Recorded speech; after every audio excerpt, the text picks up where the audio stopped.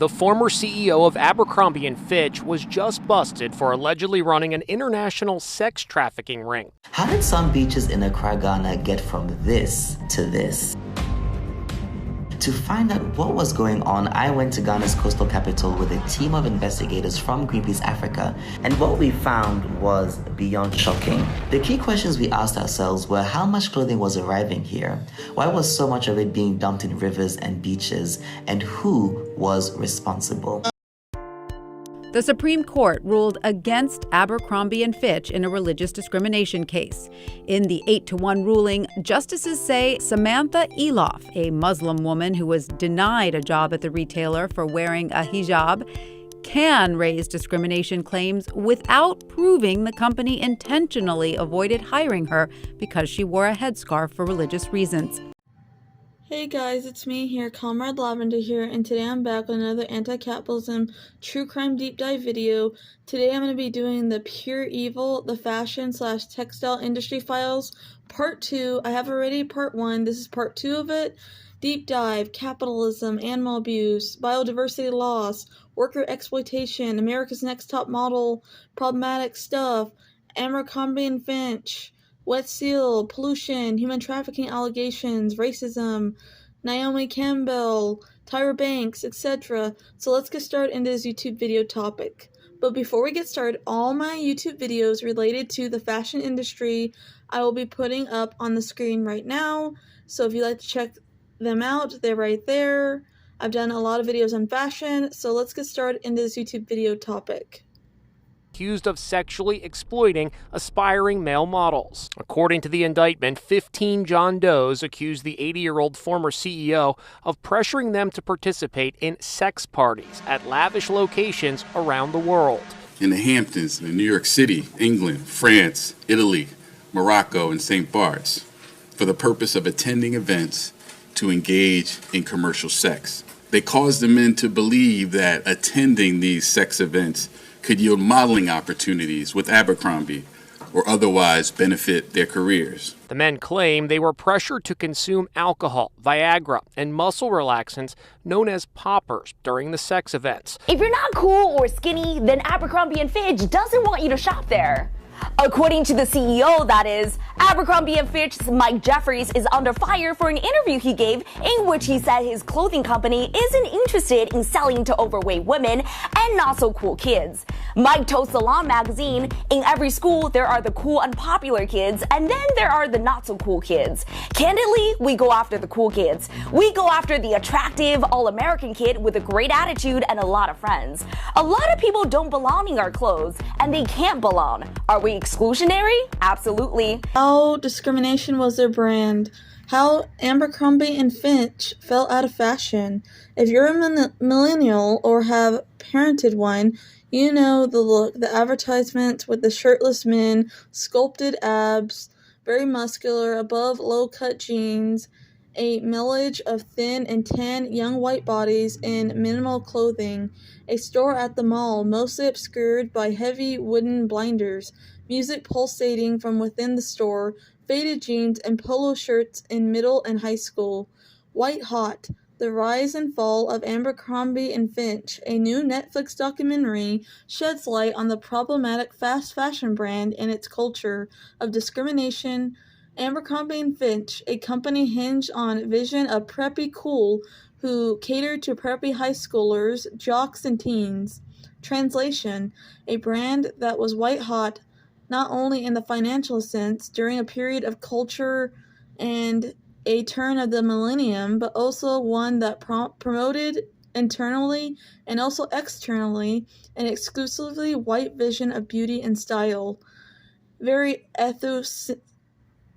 Eurocentric style. The brand also famously refused to carry plus sizes for years, calling them the customers too fat to wear their clothes, until after Jeffries, then disgraced Cat Pig CEO, departed in 2014.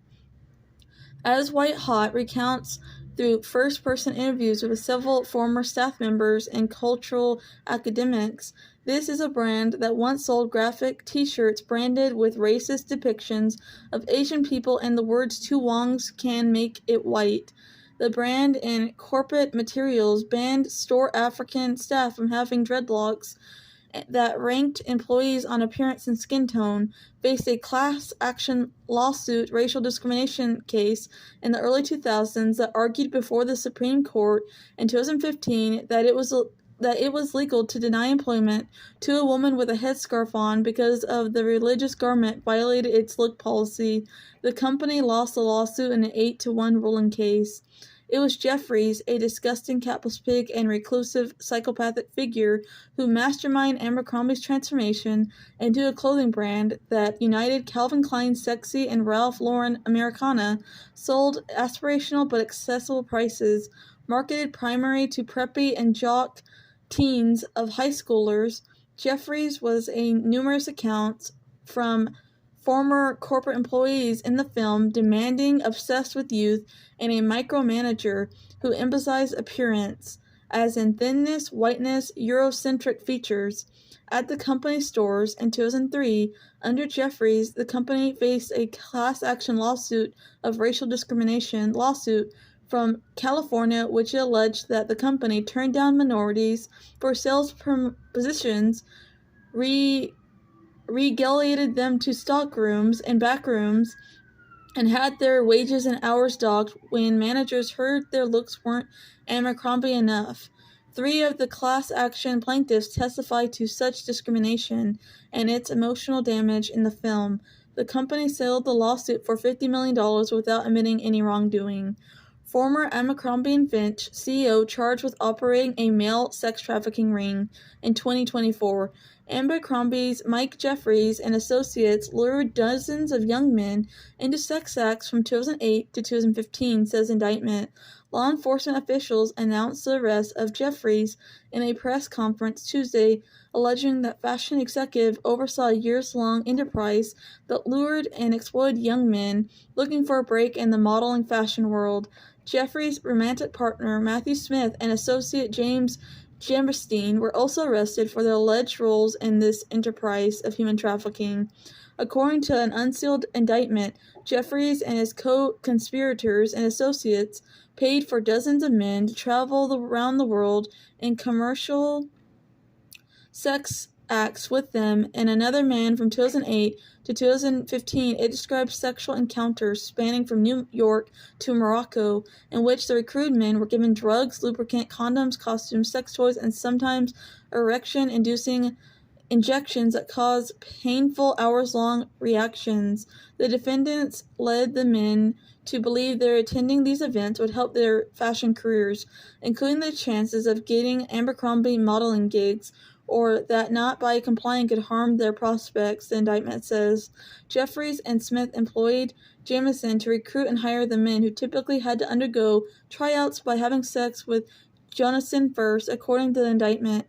It says others unnamed household staffers who also facilitate the events, including by acting as security and providing alcohol, muscle relaxants, Viagra, and other items. Young, hip, and trendy. This is the image of teen retailer Wet Seal, an image that Nicole Cogdell did not fit.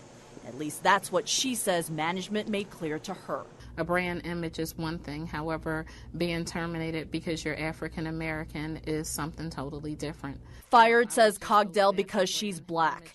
In 2008, she was the manager of a Wet Seal store at this mall in Springfield, Pennsylvania, a mall where there are more black customers. Cogdell says she did so well at her job that the district manager promoted her to a new store in a higher-end mall, the King of Prussia. Most of the customers there are white. Then the vice president of the company came to inspect the store. That's when Cogdell says she heard this. She literally looked to my district manager and said, "That's the store manager. I wanted someone with blonde hair and blue eyes." 4 days later, Cogdell was fired. Cogdell says her replacement at the King of Prussia Mall was a white manager with less experience and poor performance record, but paid more. There have been cases like this against the fashion industry before. What makes this one so different is that lawyers say they can trace the discrimination to a vice president at Wet Seal with an email. The email was forwarded to Cogdell. She says it's from the very same vice president who said she wanted a blonde manager with blue eyes. The email from the VP, who has since left Wet Seal, says, quote, Need diversity. African American dominate. Huge issue. Speaking of Naomi's connections to shady rich men, there's been a lot of speculation over the years that she might have helped some of these men commit serious crimes. Let's from Harvey Weinstein to Jeffrey Epstein and Kevin Spacey. As the Mail pointed out, Weinstein was often been pictured with Naomi prior to his arrest, and he attended her infamous week-long 40th birthday party in France. Weinstein's former driver later revealed that Weinstein nearly lost his life at the party when his gastric band failed and a surgeon had to be called. However, it's unclear what Weinstein was doing at the party when the incident happened. As for Jeffrey Epstein and his accomplice Ghislaine Maxwell, there's plenty of evidence of Naomi mingling with these two. In fact, unsealed documents from Maxwell's trial showed that Nimoy took trips on Epstein's private jet. And then this picture went viral showing Virginia Roberts, the alleged victim of Epstein and Prince Andrew, on a yacht party for Naomi's 31st birthday. The Wet Seal Mall Store filed Chapter 11 bankruptcy and its fall from grace. Wet Seal, the SoCal-based former teen apparel fast fashion retailer company, named after these social creatures called the seals, these mammals, finds itself already drowned underwater. They tried to find someone to buy out the brand, but with no luck. Wet Seal has been flopping around on a jagged rocks for well over a decade. Its controversy that surrounds it and its fate made slippery by the fickle predicaments of its target demographic and the arrival of fast fashion. It wasn't always this way. However, back in 2002, when Wet Seal was still a public company, shares hit $25 as customers embraced its laid-back surf and sun aesthetic, but styles inevitably changed, and 2 years later, its stock plummeted to little over $1. Just ahead of its 2015 Chapter 11 filing, Wet Seal abandoned its Aiden B brand and closed 338 of its mostly mall-based stores without any warning, driving some employees to post angry messages and angry signs in vacant store windows, decrying management's handling of the whole entire situation. Clothing chain Wet Seal settles racial discrimination lawsuit, charging it with firing African American employees because of their race. Wet Seal agreed to settle a national class action lawsuit filed by plaintiffs represented by the NAACP Legal Defense and Educational Fund and co-counsel. Cogdell v. Wet Seal Inc. charged the former top executives at Wet Seal, directed senior managers to get rid of and fire African American store managers and employees for the sake of its brand image, and hire more white employees. The lawsuit alleges that Wet Seal had a policy of denying equal pay and promotion opportunities and terminating and firing African American store management employees across the country.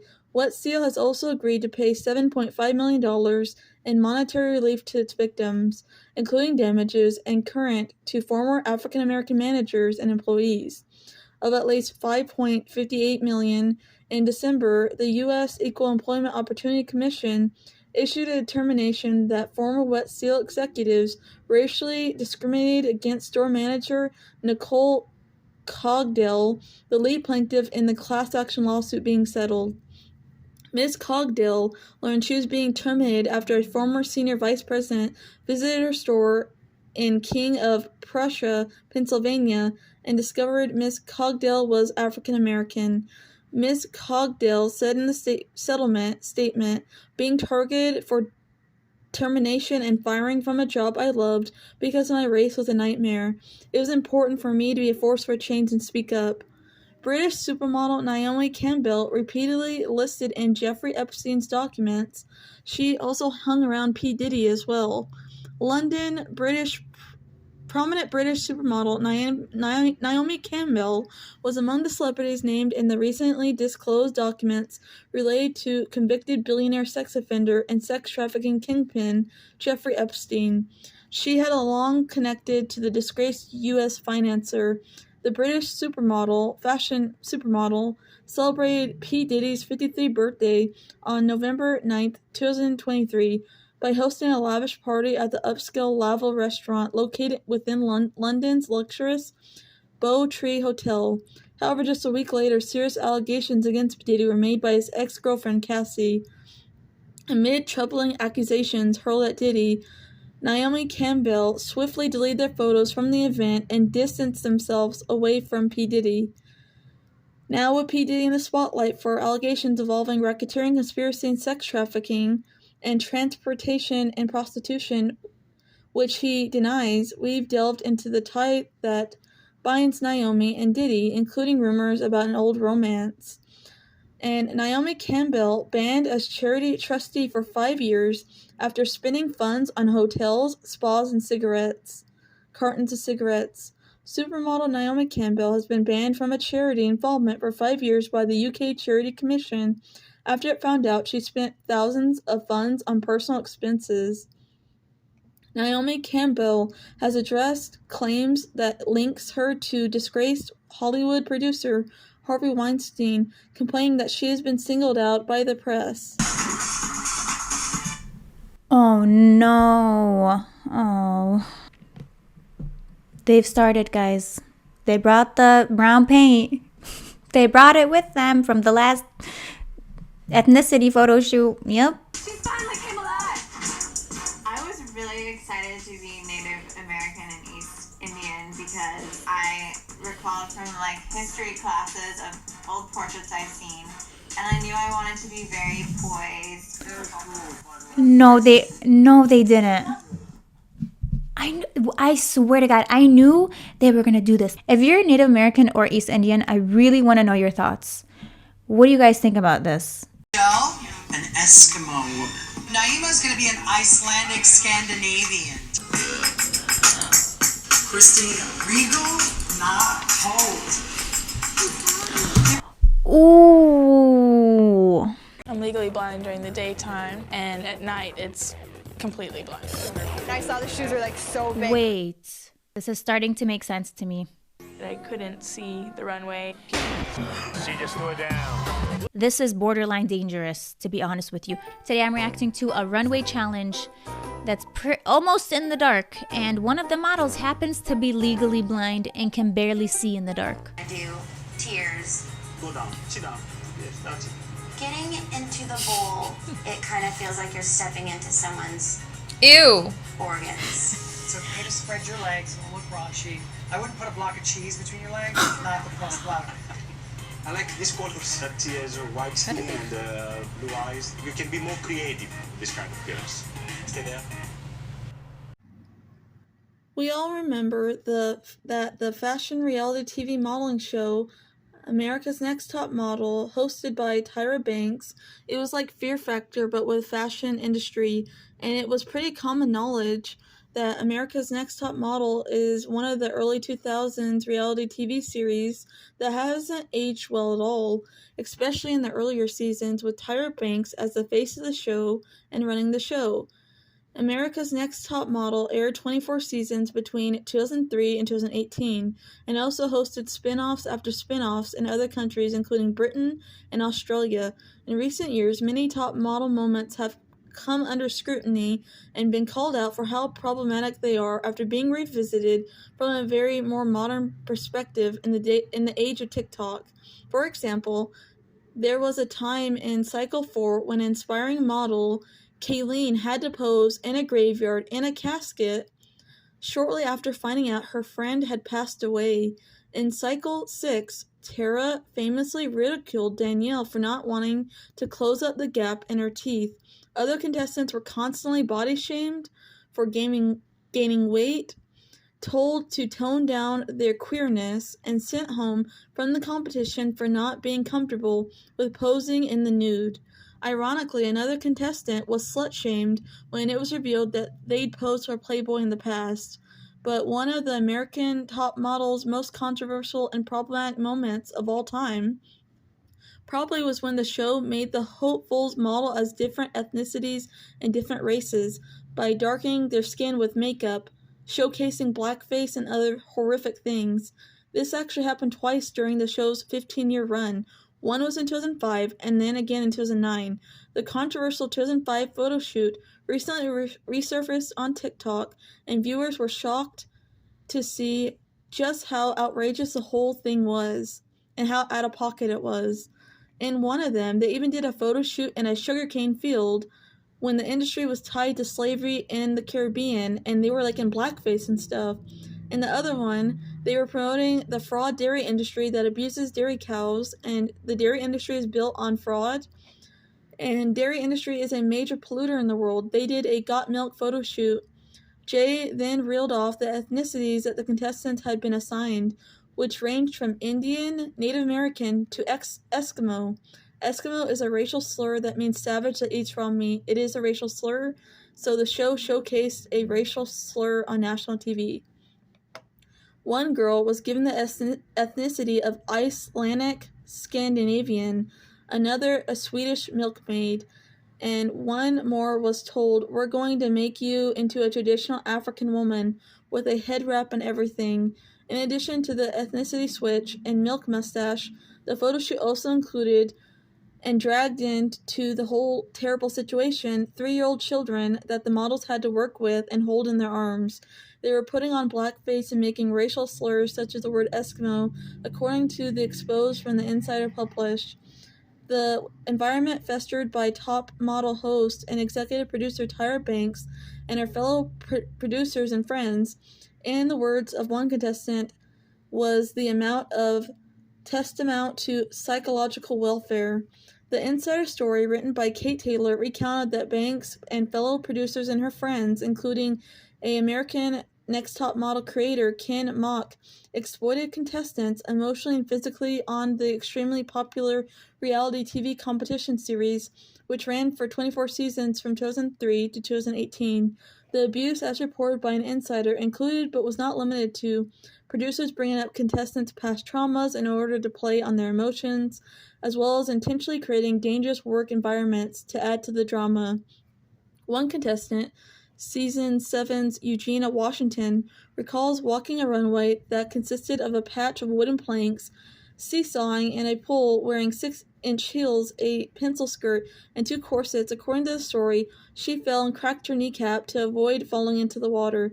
16 years later, she said she still has visible scars from the incident.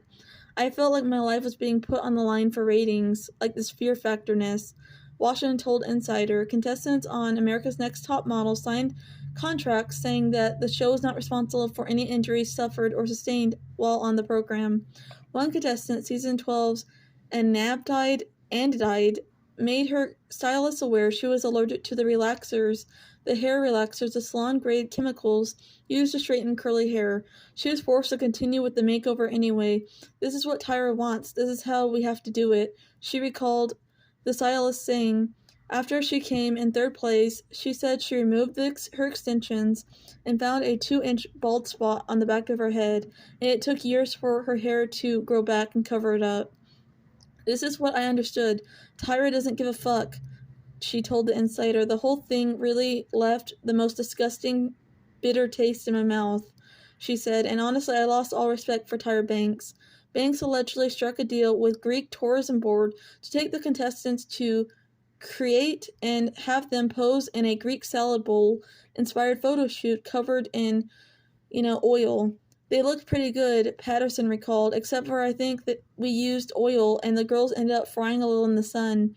And also people were complaining about the food waste after watching the show because all the food wasted during the salad bowl photo shoot." Silk twisting units of Magadi. Thousands of children put to work for their nimble fingers. They toiled away for long hours, their frail bodies bent over in low-lit factories.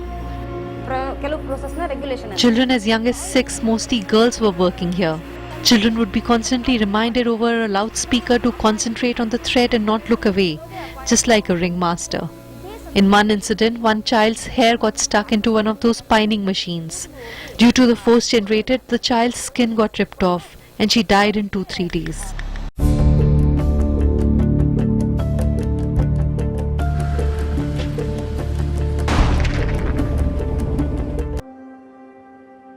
David Jones abuse and murder animals for their skin.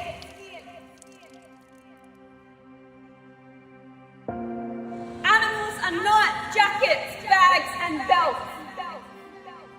They are people who feel pain. These animals are brutally tortured, abused, and murdered. Silk comes from the cocoons of boiled alive caterpillars and moths.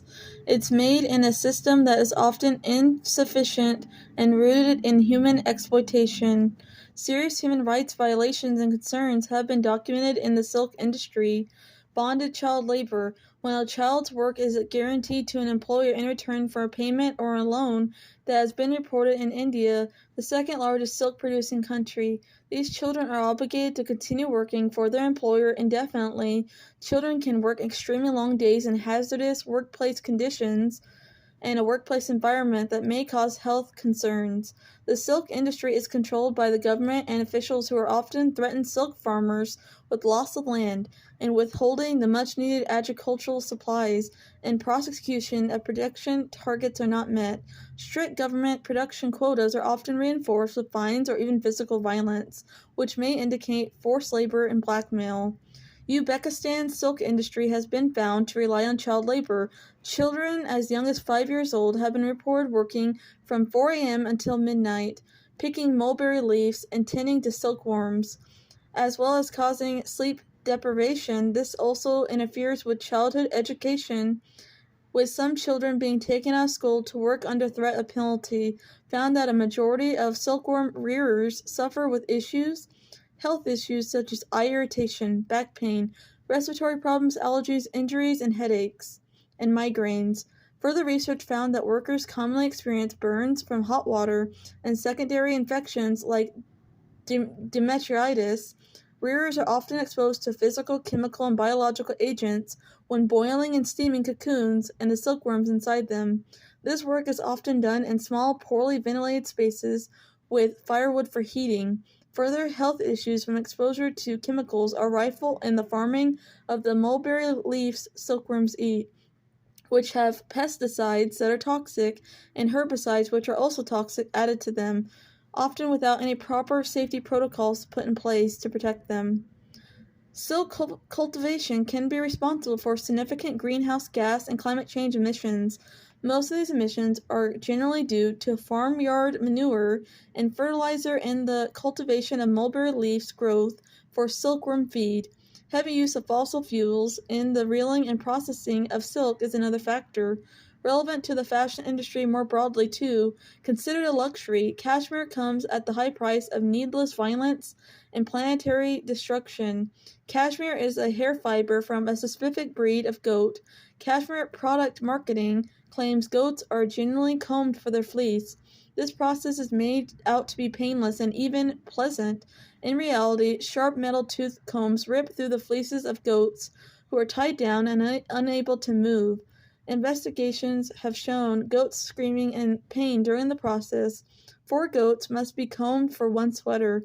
Often unmentioned, cashmere is a slaughter industry at the end of the day. With wool, goats are killed when they are no longer profitable and when they no longer produce high-quality hair, no different than how sheep are culled and slaughtered when they stop producing high-quality wool.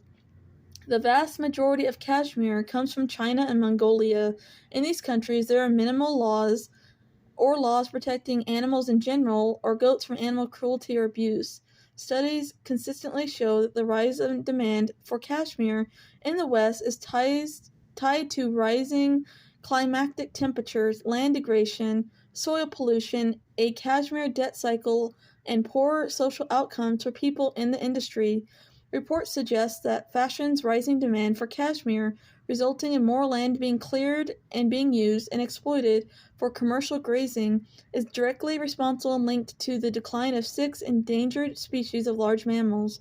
Ecosystem degradation, biodiversity degradation, linked to cashmere production negatively impacts species, including the snow leopard, the Bastarian camel, the wild yak, and the Sigma antelope. Goats will eat almost anything. They commonly rip up plants from the roots, causing great biodiversity loss and soil erosion. Their sharp hoofs cut into the earth and degrade the earth's soil and rocks. Mongolian grasslands were studied, it was found that 65% of them had been degraded due to cashmere goat grazing and global warming, which is partially caused by methane release from such goats and other animals. Kangaroo skin has been used for many years by the fashion industry, but particularly in the creation of sports shoes. As years go by, more designers are using kangaroo skin to produce their leather products, claiming it is more ethical and sustainable material. However, these claims are far from truthful. Kangaroos have lived in the same land for over 20 million years, far longer than any colonizer in that country. The country, Australia, has only existed under British colonization for a few hundred years, and since colonization in New South Wales, kangaroo populations have declined by as much as 90%. Yet the Australian government and agricultural factory farming industry sector refers to kangaroos as pests and a plague, offering licenses to kill them. A Shot in the Dark, a report on kangaroo harvesting prepared by a wildlife ecologist, found that every year some 440,000 dependent young kangaroos are either clubbed to death or left to starve and die after the mothers are killed. For a period, the import of kangaroo bodies to Russia was banned due to unacceptable levels of E. coli. The term waste colonialism was coined in 1989 at the United Nations Environmental Program-based Convention Working Group, when African nations articulated concerns about disposal of hazardous waste by high GDP Western countries into low GDP countries. It has evolved to describe the pollution of poor nations by richer ones, and can be witnessed with the shipping of millions of tons of plastic waste, fast fashion clothing waste, and textile waste, and even e-waste into the global south. Take Ghana, for example, home to West Africa's home to Africa's largest second-hand clothing market. Every single week, over 15 million garments arrive, 40% of which will never be fit for resale, re-signed to live out the rest of their lives, polluting the local environment or fueling landfill fires, one of which most recently occurred in Kanamingo Market before Christmas 2022. A new report by Greenpeace Africa and Greenpeace Germany has revealed the alarming scale of environmental and public health damage caused by the global second-hand clothing trade in Ghana.